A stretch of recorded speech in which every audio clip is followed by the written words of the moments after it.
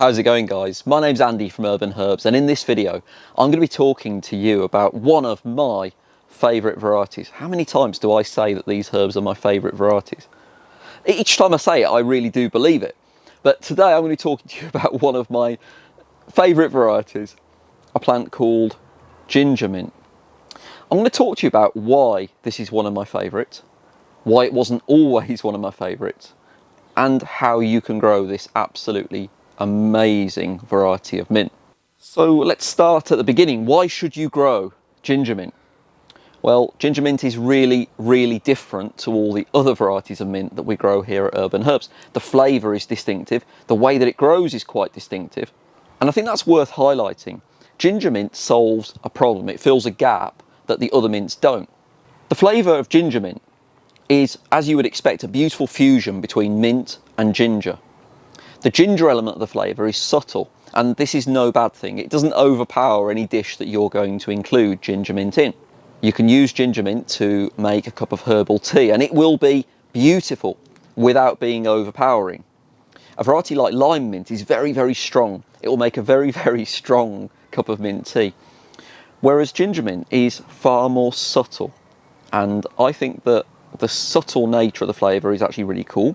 It makes it suitable for chopping into a salad. One of the cool things about my job is that I'm surrounded by foodies all the time, and the foodies that I speak to love to add ginger mint to a mixed summer salad. The ginger complements and maybe a stronger salad leaf such as wild rocket. I'm actually making myself a bit hungry thinking about that. This is the peril of being around all these beautiful foodie flavours. You can also use ginger mint to season chicken or fish. It provides a really interesting flavour tone.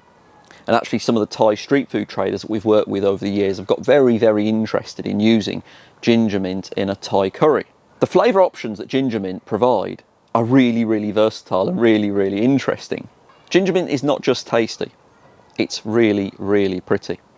Ginger mint has got a variegated foliage that really does make it stand out in the herb garden, and this variegation does alter throughout the year. On occasion I've been asked whether or not the plant is alright because it's got these yellow marks on it, and don't worry, it's all part of the show. One of the selling points of ginger mint is this beautiful variegation. It makes it stand out from the other varieties of mint, but it makes it really suitable to being planted alongside ornamental plants in your container garden or in your herb garden, just spilling over a rock or from a raised bed. That sounds like a really good idea, which I want to do now actually. As the plant gets bigger, the foliage looks quite architectural, and I quite like the colour tone of the stem as well. I'm not sure how well the camera is actually picking this up. I'm just going to hold it up to the camera there. Can you see the dark red stem, which really stands out against the rest of the foliage? So ginger mint is tasty, it's really stunning, and I've got some more good news for you. Ginger mint is really easy to grow. I'm just going to talk about that now because I know so many of you will want to know how to grow ginger mint. You can plant ginger mint in a container. In fact, I would definitely plant ginger mint in a container because this, like most other varieties of mint, is going to want to travel. It's going to want to go and see the world. And if you let it, it will travel, it will take over your herb garden. I wouldn't plant ginger mint with another variety of mint because the two varieties will spread into each other, and we don't want to see a mint price fight on our hands, do we? Very often when people plant two different varieties of mint together, one will spread more dominantly than the rest and basically just dominate the other one out of existence. Plant ginger mint separately to everything else. I've actually seen ginger mint put into a hanging basket with really good effect because it's going to spill down. Ginger mint will enjoy being planted in partial shade and in more moisture retentive conditions than many other varieties of herb plants. Herbs like rosemary, thyme, sage, I always say they need free draining conditions.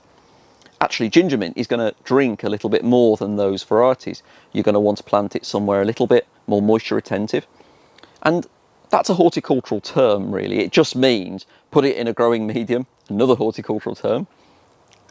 Put it in some compost, which holds the moisture in, so you can add a little bit of organic material or just use a good quality multi-purpose compost that really does hold in the moisture, and it will allow the ginger mint to drink a little bit more. You will be watering it less, and when we get some hot weather, you'll be grateful for that. In terms of ongoing care, you're going to want to prune back ginger mint on a regular basis. Just bunch the plant together and snip across the top third on a regular basis. This will encourage further positive, healthy growth, and it really will make the plant bush out nicely, especially when the plant's just getting established. In all honesty, ginger mint will not need too much encouragement, but pruning will actually help the plant grow in a healthy way. It will allow light to get to the centre of the plant, it will allow positive airflow around the plant, and it will make your plant a lot healthier. I'm a big fan of pruning for what I call positive, healthy growth. People are very nervous about cutting back their herb plants, and I can understand why that's the case. We're all so proud of what we've grown. But it really will help if you can prune back your herbs on a regular basis.